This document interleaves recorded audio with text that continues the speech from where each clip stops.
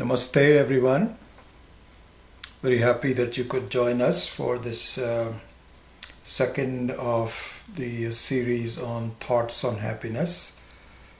Chandra, I just got your text, and the first time when we started it said there was a problem, and so I had to restart. So I don't know what the implications are for having two streams going on at the same time. Anyway, so I hope things are okay. Chandra, if there's a problem, please let me know. Otherwise, we'll go ahead. So let us start with two prayers. One which is a general prayer that we introduced last week, Sahana Vavatu. And the other prayer that we would do is a prayer at the beginning of the Panchadashi that Swami Vidyaranya ji has done for his guru, Shankarananda. So I would say that as well, and I would actually in the next week or so put the audio for all of these prayers on the web, so you can actually look at it, just see. Okay, no issue. I just wanted to remind you, in fact tell you, I haven't told this before, that if you go to our website and click on these classes, Thoughts on Happiness, click on that, then if you go to the Texts tab on the top, so there are three tabs: video, audio, and text. So if you go on the text tab, you will see a PDF of the verses that I've been putting in with my translation for it. Mostly I have borrowed a lot from Swami Harshananda's book. Very nice English translation. I really like it. And so some minor adjustments here and there. But I think you will see a copy of the text there as well. And then once we have the prayers and then perhaps the enunciation of the verses, then you can even listen to it if you like. In fact, let me put the audio on, talking about that.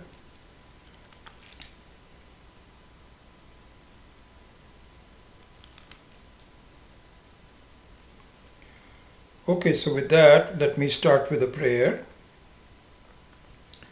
Om Sahana Vavatu Sahanau Bhunaktu Sahaviryam Karavavahai Tejasvina Vadhitamastu Ma Vidvishavahai.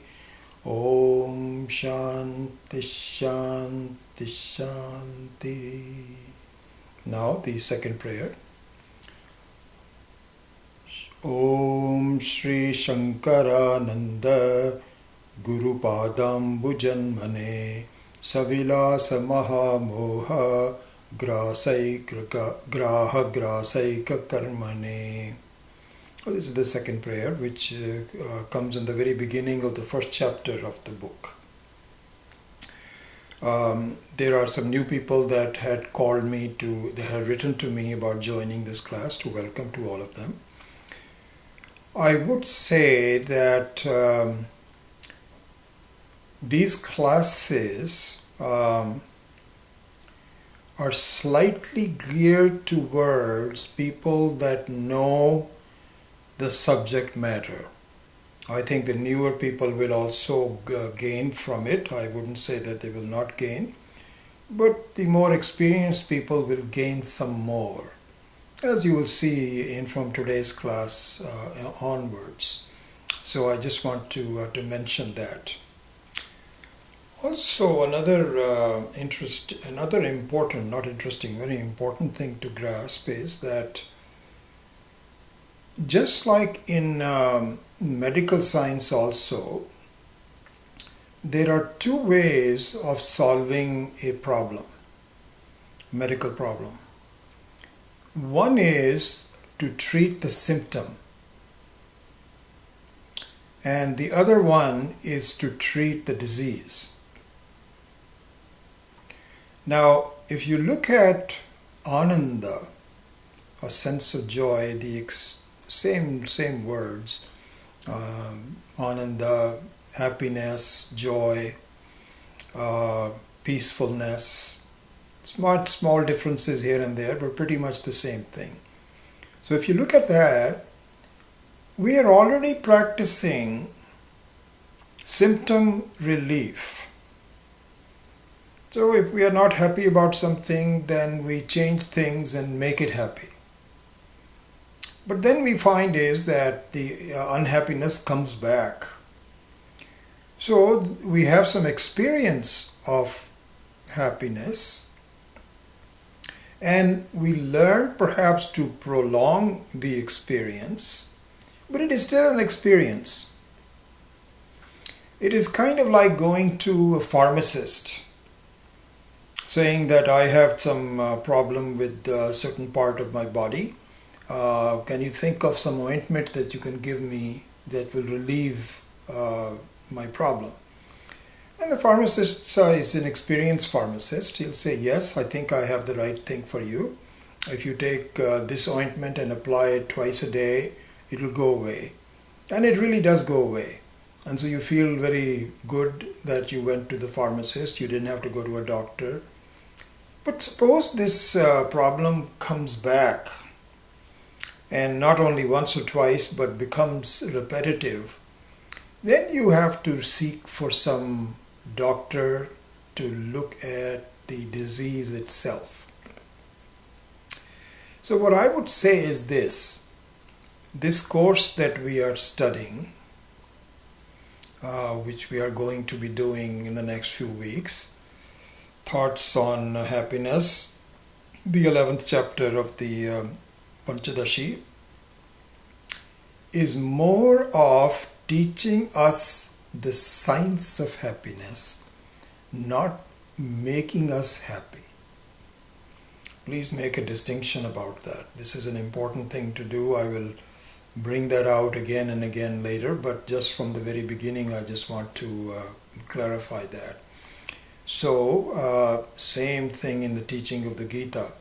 When Arjuna was not happy, Krishna could have made him happy temporarily. It's very possible he could have done something. But instead, he taught him this problem that he was facing was something which is going to plague him unless it was addressed. And he addressed it with a science. So something like this means that you have to go to a college of medicine and really understand what this disease means and how we can get a handle on it. And then, of course, you have to do it. The pharmacist can give you a couple of ointments. The doctor doesn't do that. The doctor has to say, there is a problem here, and it will take some time. So if you look at some chronic issues, I've had a lot of chronic issues with respect to my skin, and really none of the dermatologists here could solve it, and I had to go to a Ayurvedic doctor, and I have one very good one in New Delhi, and then he actually says that the skin problem is not just a skin problem, it's a blood problem. So you have to really do Rakta Shodhaka. You have to correct the imbalance of some issues with the blood. He's a doctor. He's not a pharmacist. And so that's what I'm following with him. So this chapter that we are studying, that are going to be studying, should be seen to be the science of analyzing your happiness. What is causing the unhappiness? What are the structures for it? So this will be very clear, hopefully. But then you have to now follow the steps recommended. And then if you do that, you have an amazing endpoint of removing all problems from your life. But this is not a panacea. It's not something that you can just follow for a couple of months or something like this and then get instant happiness. And in fact, I was thinking about this. Just one more thing before we start. Excuse me. If you look at the difference between experience and knowledge, so in some ways you have a experience of happiness, but you don't know how it goes away and you cannot replicate it. So you cannot get a handle on what caused the happiness or unhappiness and how you can maintain it. You are not able to do that. So this is what I would call is an experience of happiness. And going back to this very classical example that we should understand, if you look at the sunrise is an experience, beautiful experience.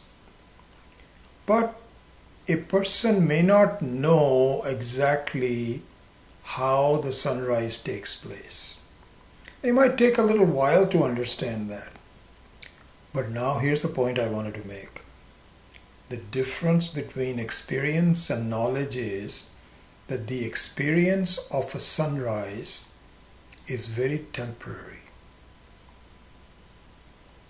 The knowledge of the sunrise stays with you. It's not as though once you understand how the sunrise is, you are just going to forget about it. No. That becomes your own knowledge, and then the next time sun rises or when the next time the sun sets, you know exactly what is causing it. Very similarly is the issue of happiness that we are going to study, that it is not experiential happiness, but you will get a knowledge of the process of happiness and how it comes and how it goes. So this is the promise of Swami Vidyaranya, and we should keep that in mind. It is not a panacea for happiness, but it is the science of happiness that we should study. Okay, so with that, let me quickly revise what we did last week, which I generally try to do because a week has passed by. So what we did on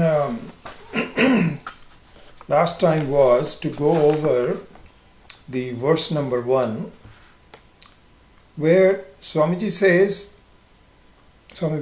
says, Brahmanandam pravakshyami Jnate tasmin asheshataha aihika amushmika anartha vratam hitva sukhayate.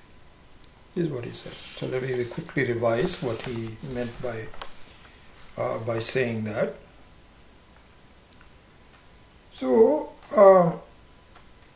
it says, I am going to tell you about Brahmananda. So Brahmananda means Brahma as Ananda. It is not the Ananda of Brahma. It is the Brahma which is nothing but Ananda. This is what I am going to tell you. By knowing which, Jnate Sati, you can add the Sati Saptami, Jnate Sati, having known this, Tasmin Asheshataha Anartha Vratam Hitva Sukhayate. He says, if you know Brahman, you will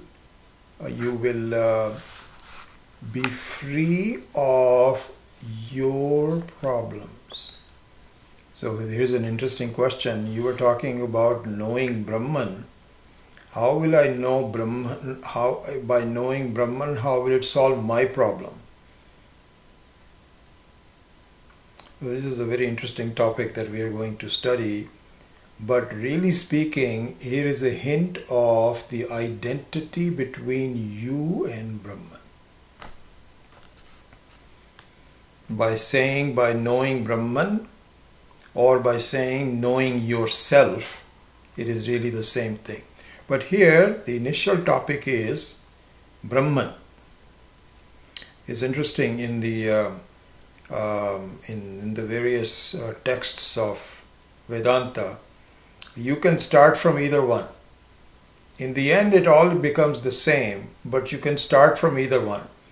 So, for instance, in the new book that we are going to be studying on Saturday, Drik Drishya Viveka, there is no mention of Brahman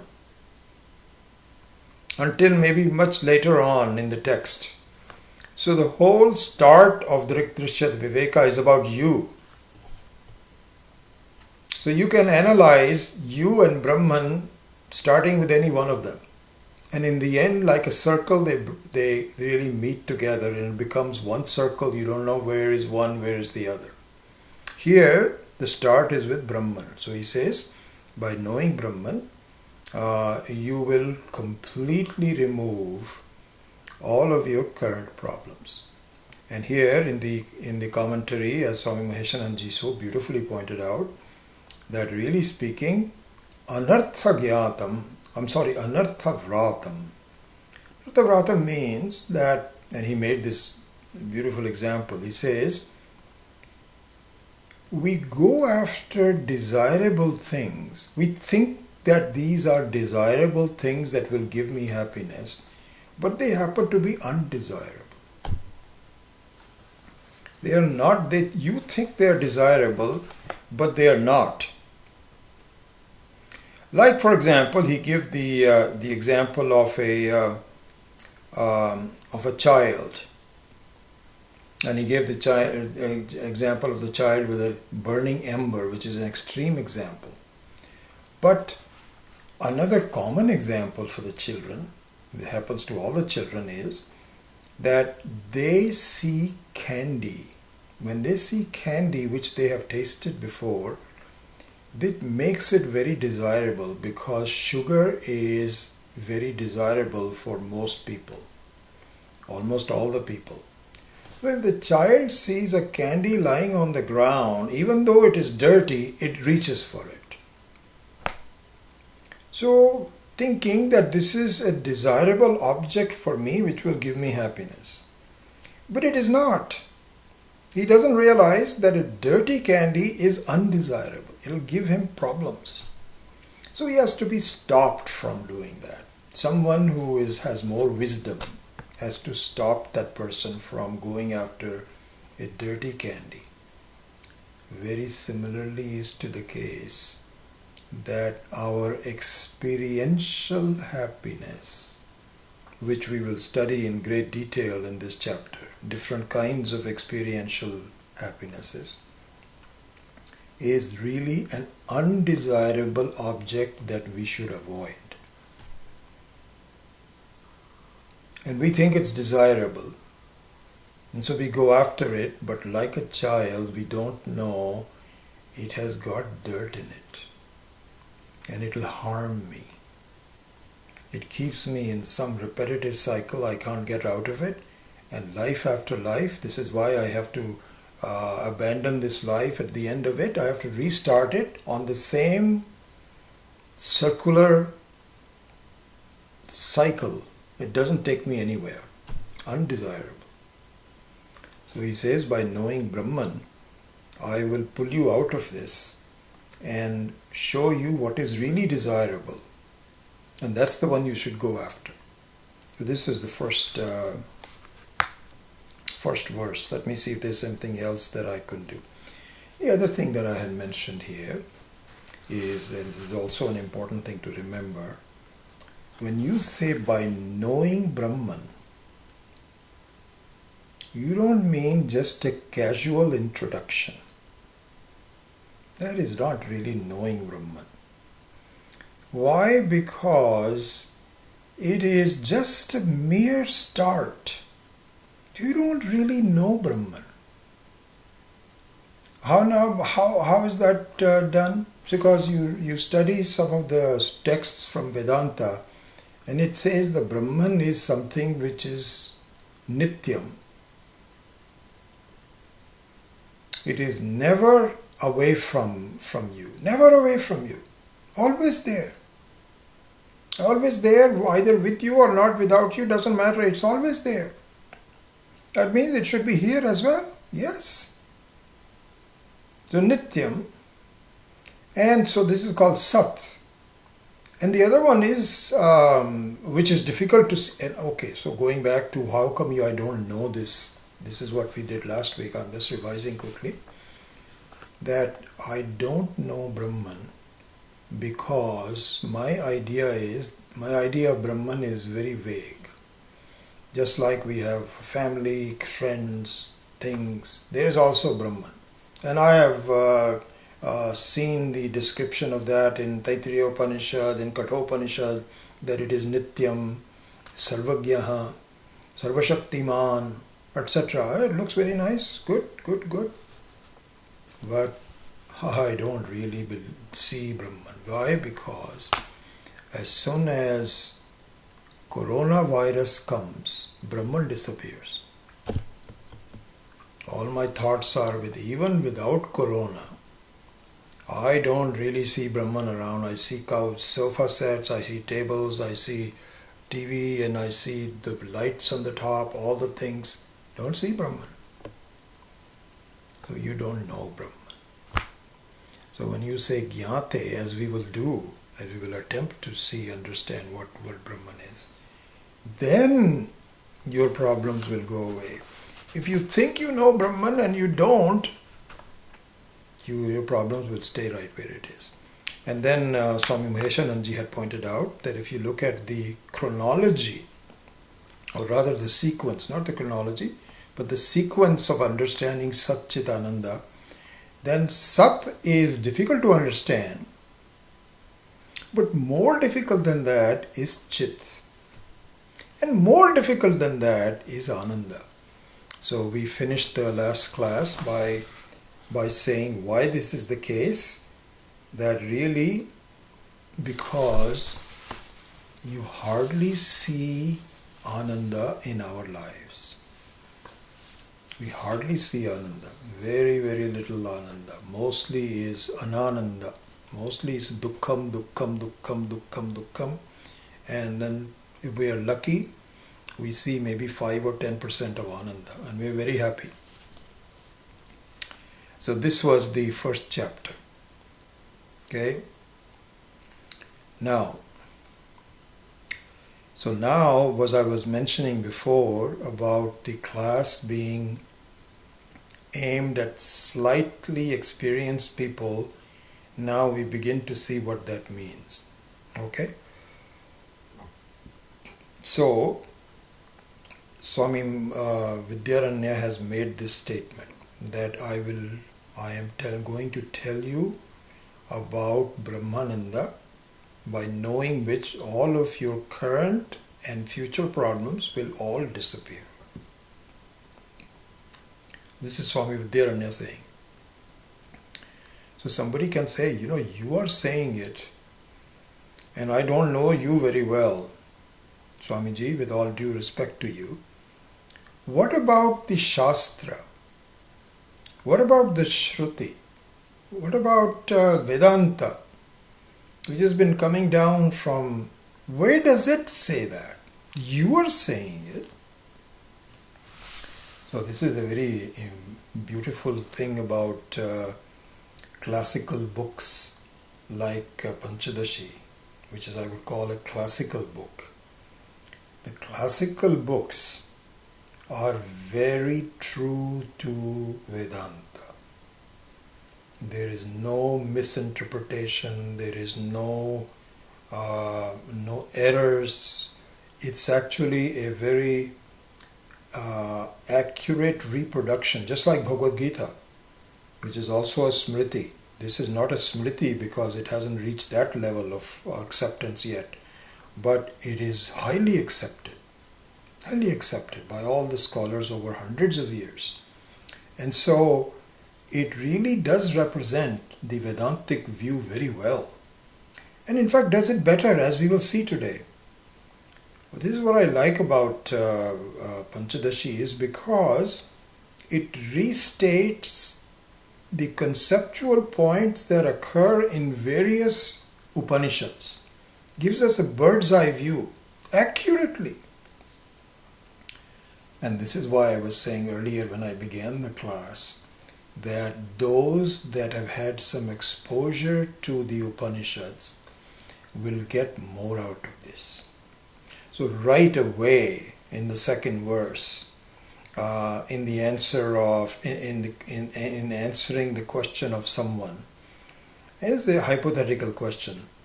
Swami Maheshananji points it out and saying, you are saying it, but what about the Shruti? So now for the next few verses, I don't know, 7 or 8 verses or so, Swami Vidyaranya is going to authenticate his thinking by drawing references from the various Upanishads. So in a way, for the experienced students, this is a beautiful way to revisit what we might have studied before, but replenishing it in a manner which is very beautiful. Another thing, in doing the survey of the Upanishads, Swamiji has made one thing very clear. The reference point here is Ananda. Very interesting thing. It means that some of these Shruti Vakyas that we are familiar with should be seen in terms of the end point, which is joy. So Sat and Chit take a backstage, and front and center is the Ananda. And so this is kept in mind in terms of this section of the Panchadashi. Okay? So with that, in verse number 2, this survey of the Upanishad has now started.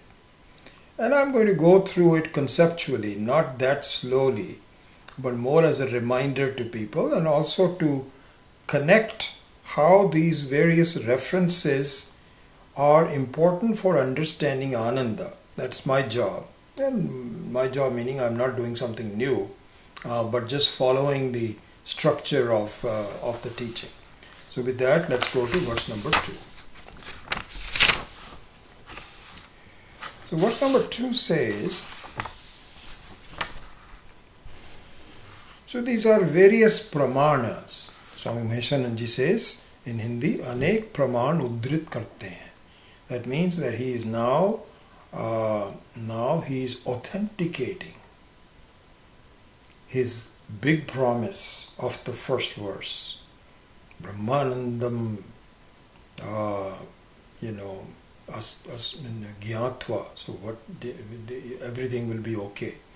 So the very first one is, there are 3 quotations here, 2 from Taittiriya Upanishad and 1 from Chandogya Upanishad.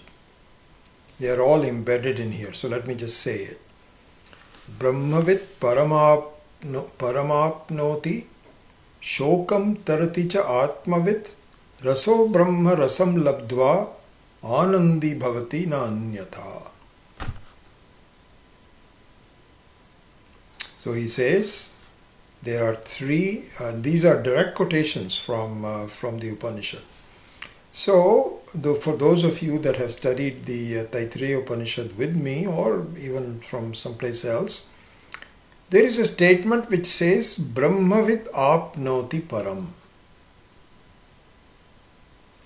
It's the same thing by saying that knowing Brahma, you cross over all of your problems. All of your problems, not some of the problems. Even the most serious problems of the earth, you cross over them. The serious problem is disease, old age, death, and non-acceptance from the society, non-acceptance from your friends, whatever the problem, mental problem, physical problem, doesn't make any difference. You cross over all of them by knowing Brahma. So this is one of the quotations from the Taittiriya Upanishad. Then the second quotation is from Chandogya Upanishad. There, this dialogue between the sage Rishi Narada and also Sanat Kumara, who is one of the very original teachers of Vedanta, the four sons of Brahmaji. Sanat Kumara is one of them. So Sanat Kumara, of course, knows the whole thing very well. So Narada approaches him, and we are going to actually, I won't spend so much time here, because in about 7 or 8, maybe 12 verses later, this dialogue between Narada and Brahma and Sanat Kumara is going to be explained in more detail. So I'll just give you a quick reference. So here, Narada approaches Sanat Kumara and he says, Shrutam hi eva me bhagavat drishyebhyah tarati shokam atmavit. And so the translation of is that I have heard that the knower of Brahman has crossed over all shoka. Shoka means all sorrow, not just ordinary dukkha. Ordinary dukkha means there is a difference between ordinary problems and shoka, which is sorrow. Why? Because like for instance, suppose you have a physical problem, then you can hopefully solve it. But if it is incurable, then you have sorrow. Why is this happened to me? What is going to happen to me? I am not enjoying life anymore. I am going to be gone. This is not just ordinary dukkha. This is shoka. So here Narada says that I understand that the knower of the Brahman crosses over all shoka. And let me just tell you, my shoka is very much with me. So clearly I do not know Brahman. Will you please teach it to me? So this is his, that's the second line, second part of it, Shokam taraticha atmavit. Then later on, and this is also a very important thing to see, in the Taittiriya Upanishad again, so 2 references from Taittiriya and 1 from Chandogya. Taittiriya says, Raso vai saha rasam hi eva ayam labdva anandi bhavati.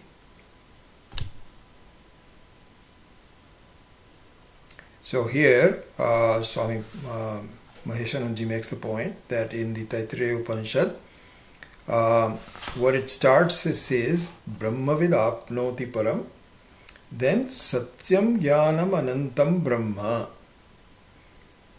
Same thing as Satchidananda Brahman. It is the Lakshana of Brahman. This is the unique definition of what Brahman is. Only one thing in the whole world is Satyam Jnanam Anantam. Brahma with Anandam, Satyam Jnanam Anantam, or Satchit Anandaha. Only one person it fits the definition. No one else. Only Brahman is the one. So this was given. Then he ends by saying, Raso vai saha. Let me see where it says that so that I can just say it.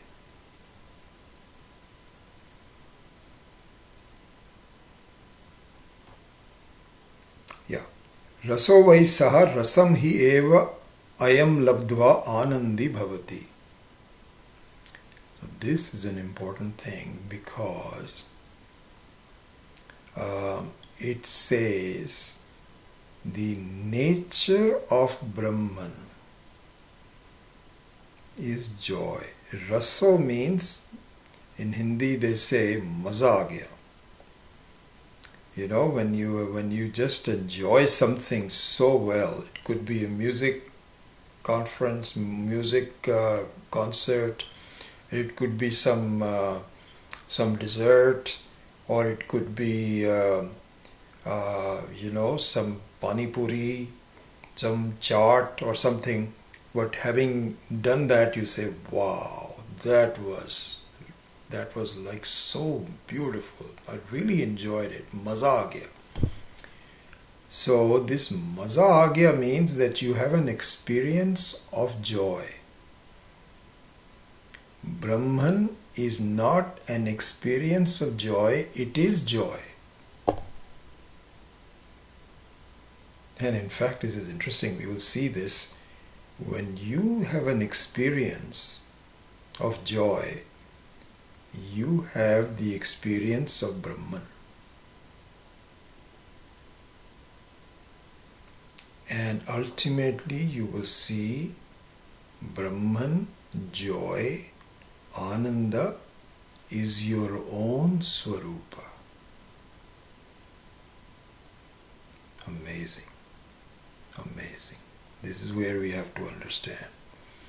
This is the science of Ananda. And like the science of Ananda, it cannot be learnt over in 1 or 2 classes. This is not like going to the neighborhood pharmacist. You have to learn. You have to see, why am I not understanding this? Why am I not? And this will all come slowly. At the end of this, you will find a structure of it. Anyway, at this point in time, it says, this is the important thing, that Brahmavid apnoti param and raso brahma rasam labdva anandi bhavati na anyatha. That once you gain the rasam of Brahman, that becomes your rasam. Rasam means here maza aa gaya. What an experience it is. This is unbelievable experience. This is what we have to look forward to. So this is given in the first pramanam of Taittiriya and the Chandogya Upanishad. Then in verse number 3, he goes further. Let me see if I missed anything that I wanted to say.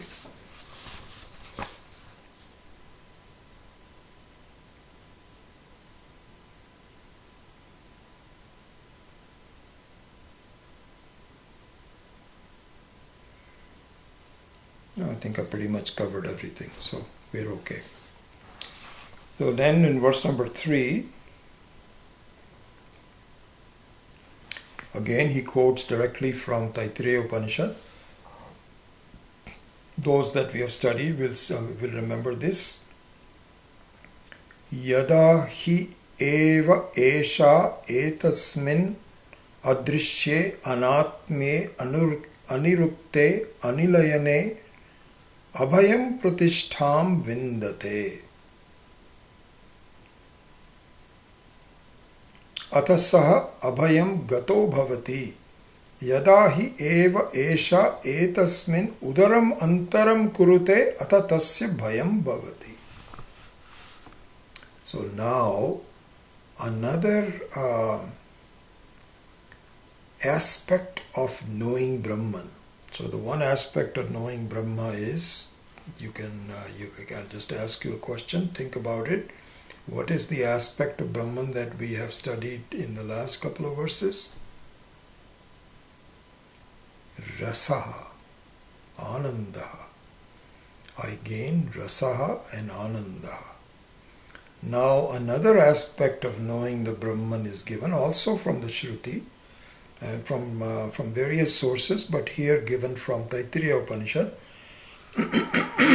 Here verse number 3 says, Pratishtham vindate swasmin yada syad athaso abhayaha kurute asmin anantaram ched athatasya bhayam bhavet. So he says that if you can gain pratishtha, in Brahman, you become fearless. So, it's very interesting in these times. In fact, Swami Maheshananji also gives this, let's see, where does it say that?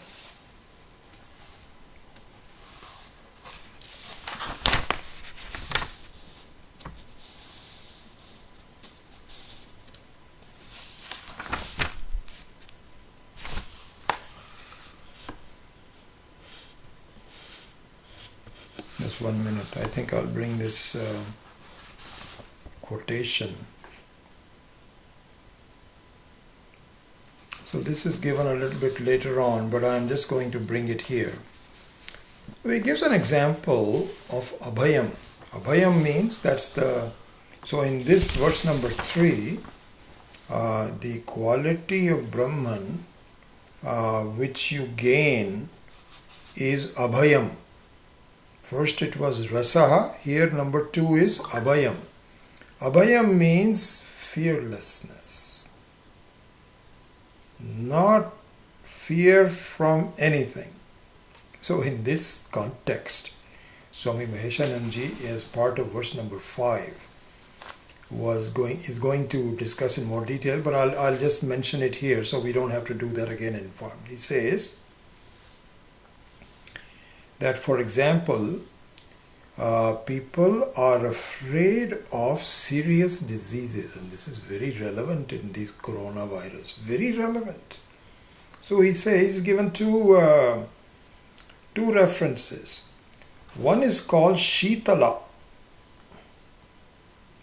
and the Shitala is the goddess that is responsible for smallpox. And in those days, smallpox was like corona. It would kill you. Number one. The other one is Mariamma. One is Shitala and the other one is Mariamma. It's all given in here. Mariamma was the goddess of plague. And I think it is well known that in the history of the humankind, recent history in the last 500 years, the most serious disease that kills a very large portion of the world's population was plague. There were really two things that people were afraid of. One is fire and the other one was plague. And smallpox was also included in this one.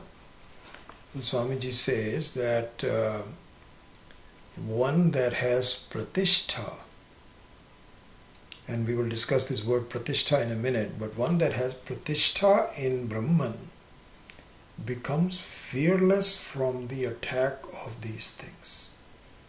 You have no worry whatsoever. Let it happen. It doesn't make any difference to me. I am above all that. And if I'm still a student and I have not yet become above all that, why will be? So maybe I have to lose one life perhaps at the most. Whatever happens, doesn't matter. And hopefully within this life itself, I lead a fearless life. Not afraid of coronavirus. If it happens, it happens. And I'm just not going to change what I need to do in my life, which is to think and be happy and be servicing to other people and so on. This is called Abhayam. Worryless. By knowing Brahman, I become worryless.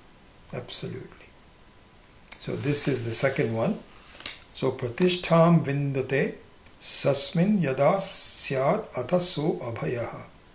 So now there are two thoughts here, well, about several thoughts. Nambi, first of all, the word Pratishtha. Pratishtha is an interesting word. So there is a prefix called Prati, and the suffix is called, or the main root is called Sthita, from Stha. Sthita means placed. It means to stay, Sthita. Like for example, you may go to a place for a weekend. So that means, where did you go? I went to Napa for a weekend. So you stayed in Napa over the weekend. This is called sthita. Pratishtha means you are not temporary, you are there the whole time. In fact, something like this: you can visit US on a visitor visa, but you can stay here as a citizen. If you go through the green card, and which I did, for 50 years ago, and then you take, you're just a temporary resident, and then you become a resident, and then you become a citizen. Pratishtha means citizenship. And so the Brahman that we talk about, your Pratishtha, if you gain not only sthiti but pratishtha, this is what it takes. Your understanding of the self will be so clear that you do not want to ever get out of it. No matter what else you're doing, you will see what your status is all the time, that I am a free person. This is called pratishtha, according to the translation of the word pratishtha. So now, two other points. So there are three concepts of this. Two other concepts. One is that the pratishtha in the self is without any difference between Brahman and you as the Atma. And I often give this example that the Jivatma is like a room space, and Paramatma, which is Brahman, is like space. And so if you are afflicted because your identity is with the room, there is nothing we can do about it. We can try to make your life a little bit better. You don't like the furniture that you have, so we can change the furniture. You don't like the smells from it, we can change the smell. You don't like the size, you can increase the size, but your sense of limitation will always be there.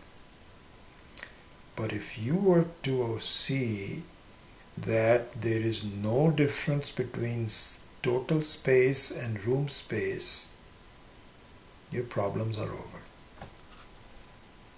Then instead of being enclosed by the walls, you are enclosing the walls. It's a question of identity. But if you are not sure of it, well, I think I'm still the room space. Occasionally I can feel like I'm the total space. You don't have pratishtha. The pratishtha comes when you smile and say, oh my God, I can't believe what a fool I was. This is unbelievable. And you stay with that thought. And no matter what you're doing, that thought never leaves you.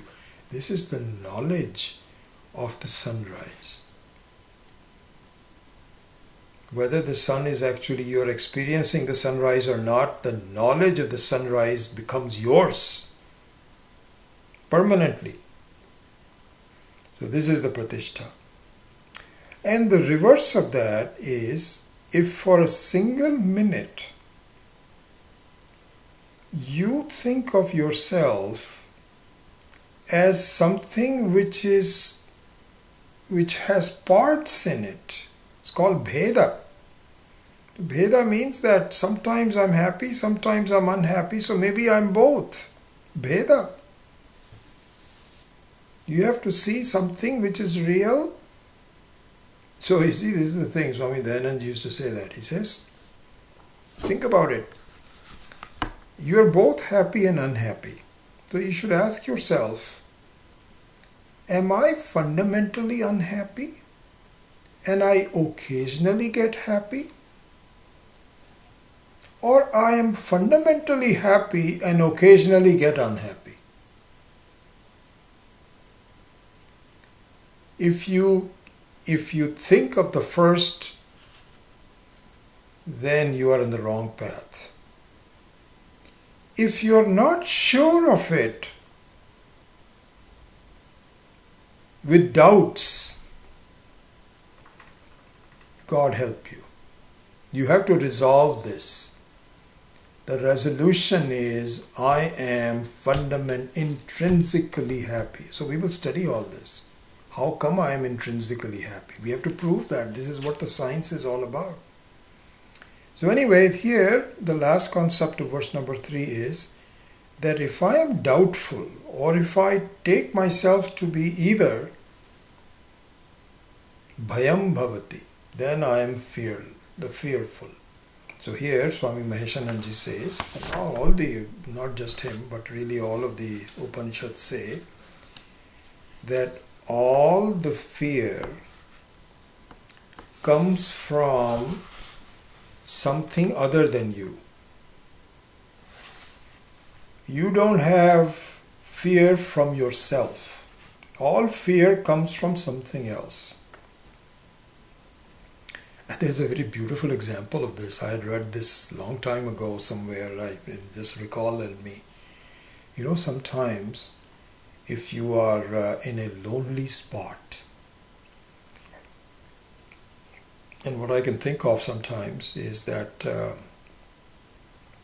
you go to a concert. These were days when we used to go to be able to concert. Now forget about going to any concert.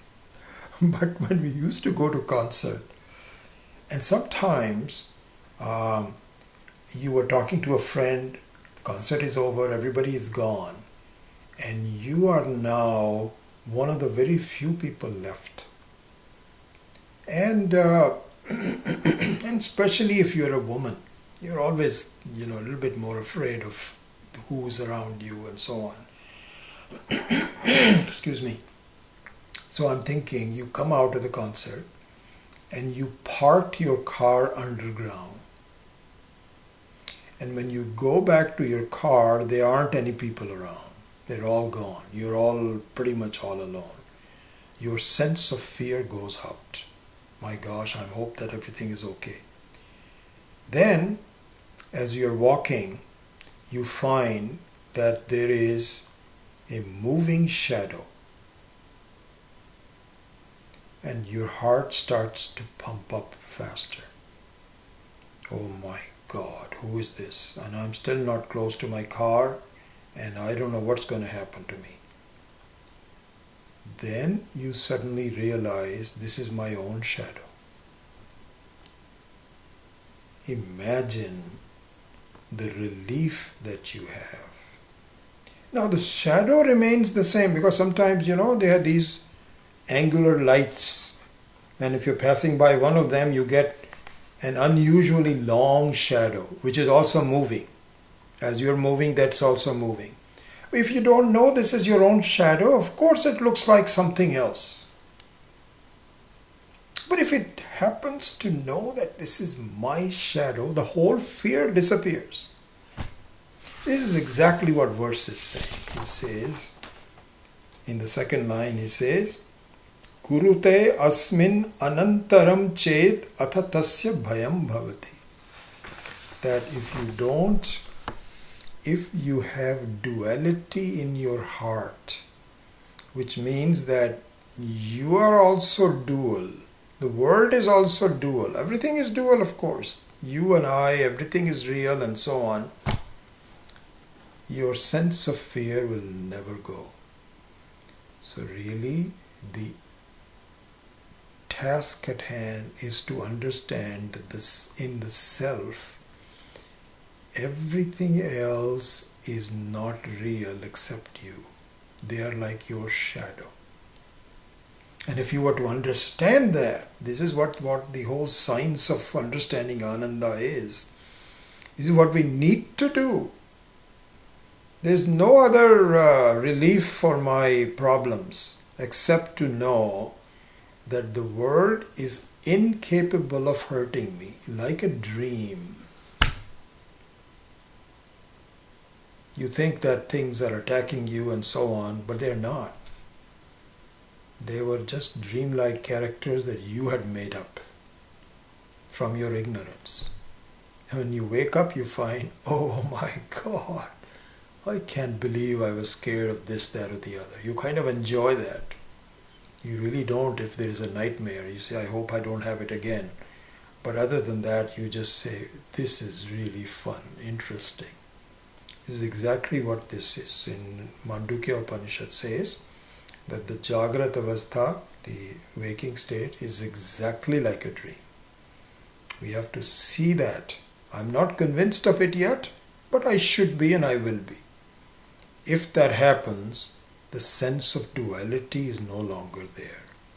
So what it's saying is that for you to feel Ananda, there has to be non-duality.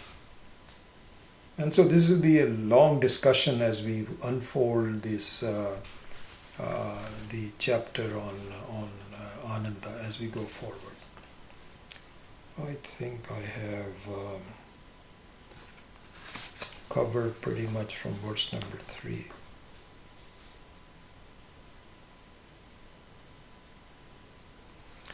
Yeah, it's interesting. In the next 4 or 5 minutes, I can cover another topic, which will be in verse number 4. So, to cover the topic on verse number 4, even in the end of verse number 3, there are commentaries by Swami Maheshananji which says that what if I do prayers to Ishvara? I do prayers to Ishvara. In the beginning, I didn't understand anything about what God is and so on and so forth, but now I do.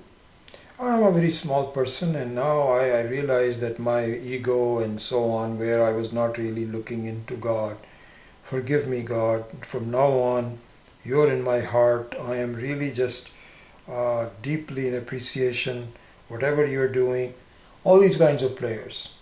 So in the Vedas, this attitude, especially enhanced by some knowledge of the power of Ishvara, is called Upasana. So we have been studying this in various other classes, even in the Dakshinamurti Stotram we did number 9, I believe, and in other places also. So the Vedas, as you know, has 3 different sections. One is called Karma Kanda, one is called Upasana Kanda, and one is called Jnana Kanda. So the Upasana Kanda means intense prayer to the Ishvara. So the doubt here is, what if I do intense prayer to Ishvara? Protect me, sir. Protect me from coronavirus. Please, all of this. Wouldn't that be sufficient? Is he so heartless that he would not respond to me? So here, this is the question. This is the question which will carry forward in the number 4th, which hopefully I'll finish today. So the answer to that is, unfortunately, no. Why? Why is that? I am appealing to the Almighty because you are making a difference between you and the Almighty. This is the reason. Same question, same issue that we saw about that shadow business, and as long as anything else is different from you, and here the Parameshwara you yourself has put down as a different from you. I'm just a small one, I'm so limited, just please protect me.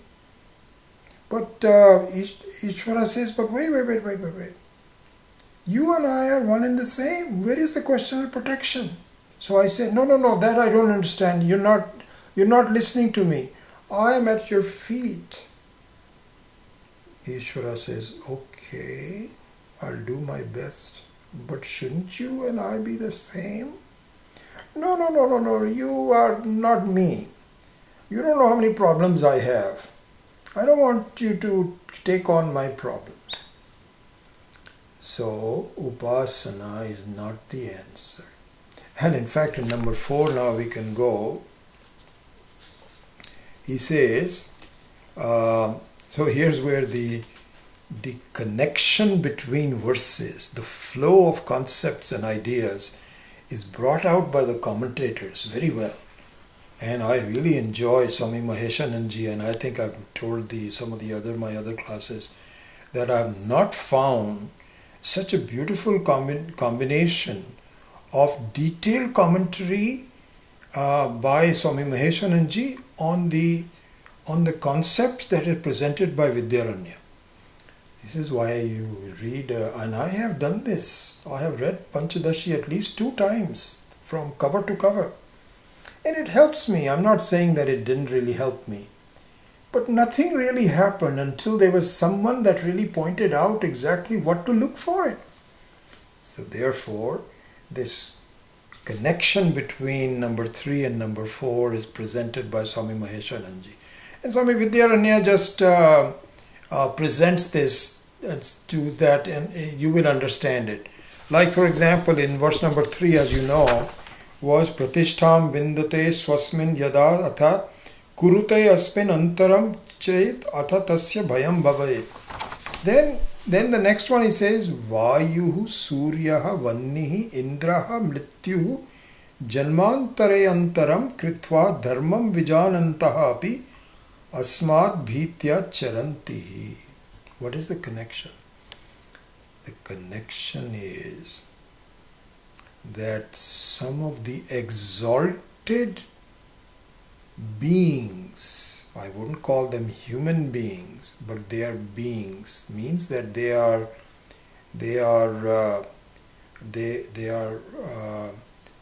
alive entities with a personality.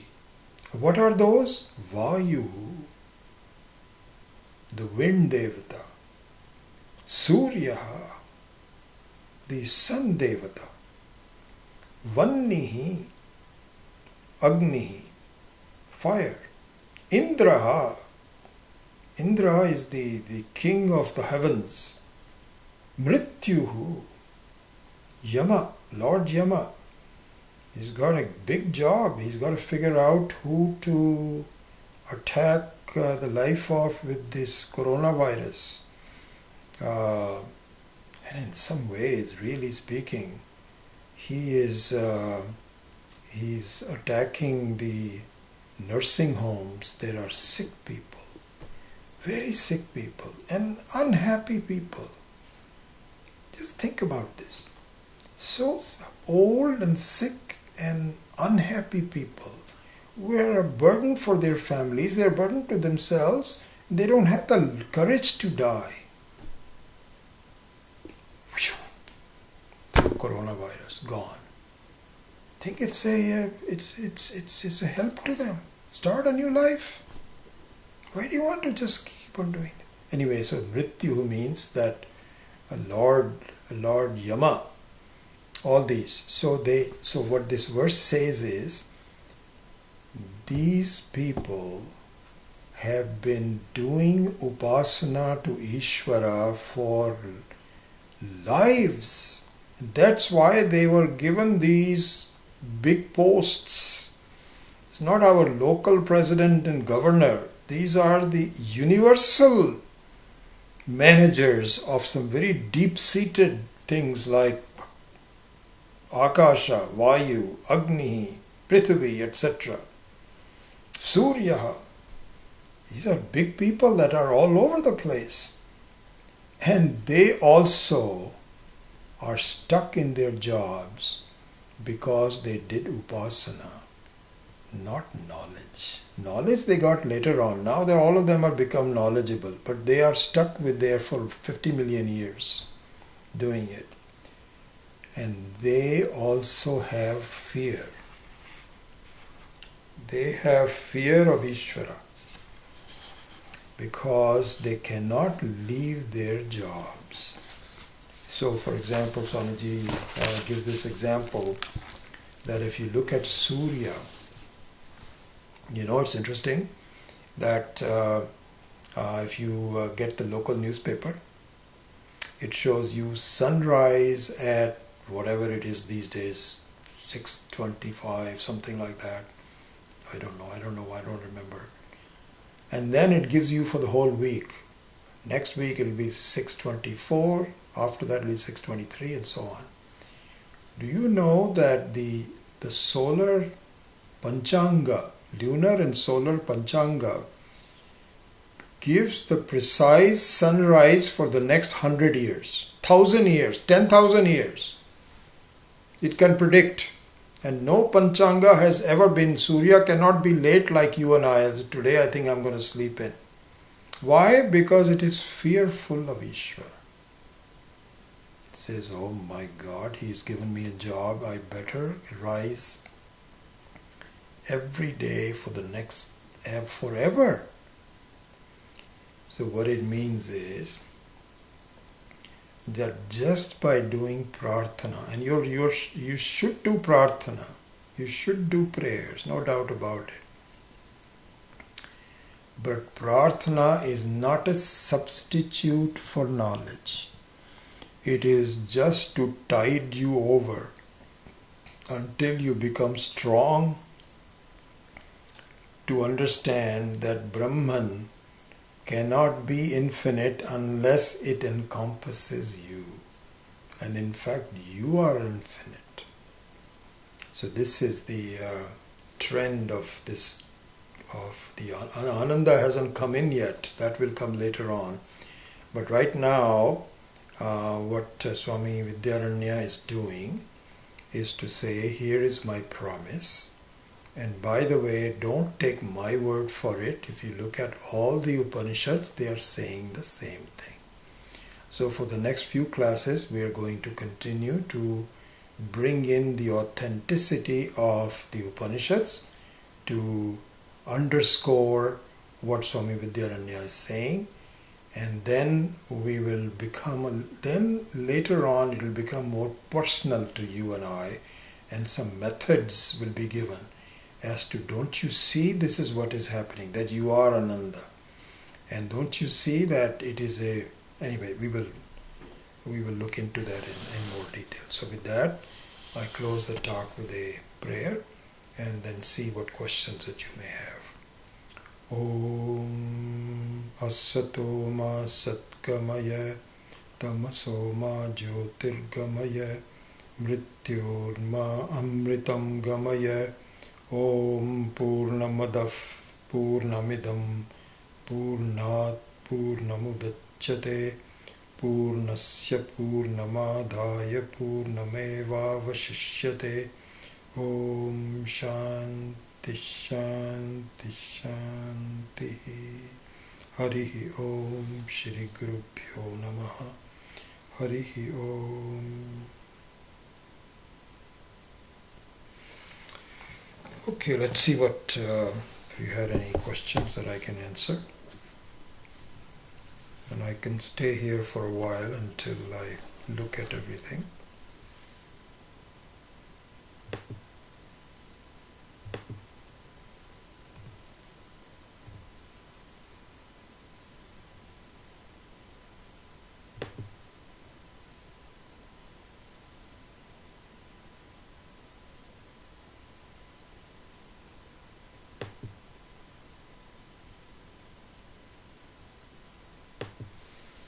Okay.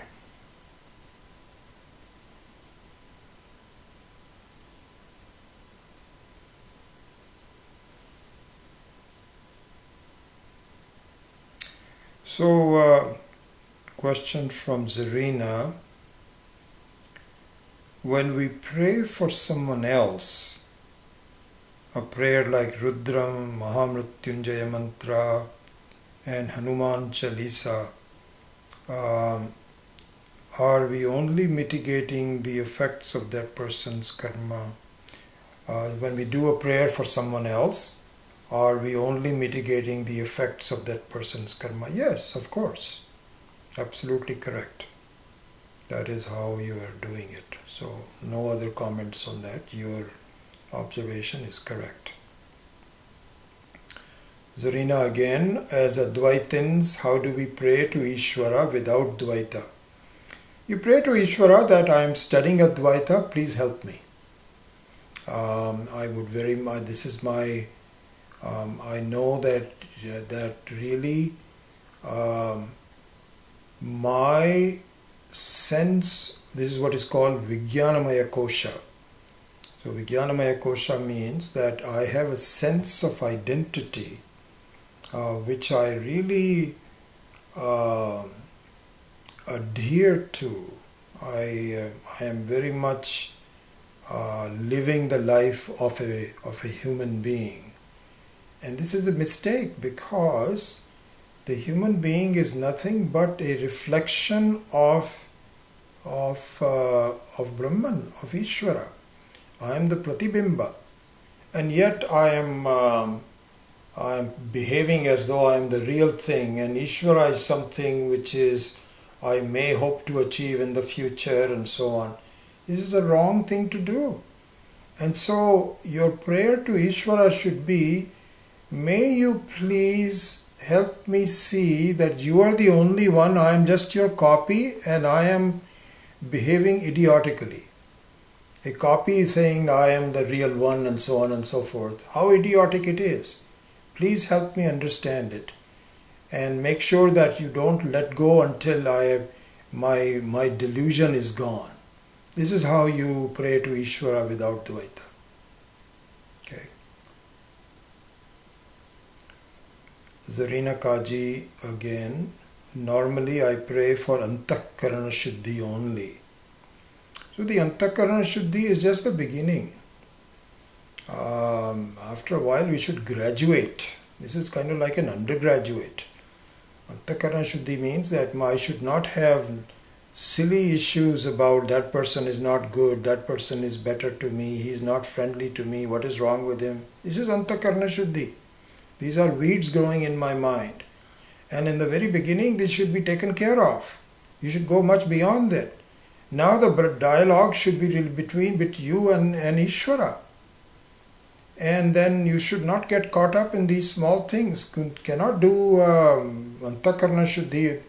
You know, it's like a garden. So all the Antakarana problems are like weeds. So you do not, once the weeds are taken out, now you have to really make it beautiful by making the right flowers and so on and so forth. So the next step is really not be if you are still worried about Antakarana Shuddhi, because it's a never ending process. By jnanam alone, Antakarana Shuddhi will take place. So don't be hung up on that. That is something in the very beginning. But eventually you should get to more serious things, to examine the very reality of the Jivatma, as I mentioned before. That is where the task at hand is, and this is what we should be doing. Rani, isn't prayer or japa done for the Antakarana Shuddhi which is needed for meditation? Yeah, these are all in the beginning. Yes, you do all of that. If you want to do meditation, then some chanting is good, just to calm your mind down. But really I'm talking about, these are all undergraduate kind of things. The graduate level is where you have to think about the basic issues that are keeping you from making huge progress. It is not just a question of one meditation. Atma Vichara. Atma Vichara means the Vichara, which includes Viveka as a very big part of the Vichara, is the only way to really make progress. This is Ramana Maharshi's recommendation also. Please ask yourself, who am I? What is my status? Keep on looking into that. With the help of the Shastra, not by yourself. This is what Swami Dayanandji used to differ with Ramana Maharshi. Because he could tell the various people who were following Ramana Maharshi.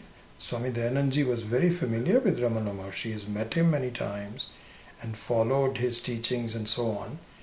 And in the eventual analysis, did not see as much wisdom in the way Ramana Maharshi was teaching because it was without Shastric knowledge.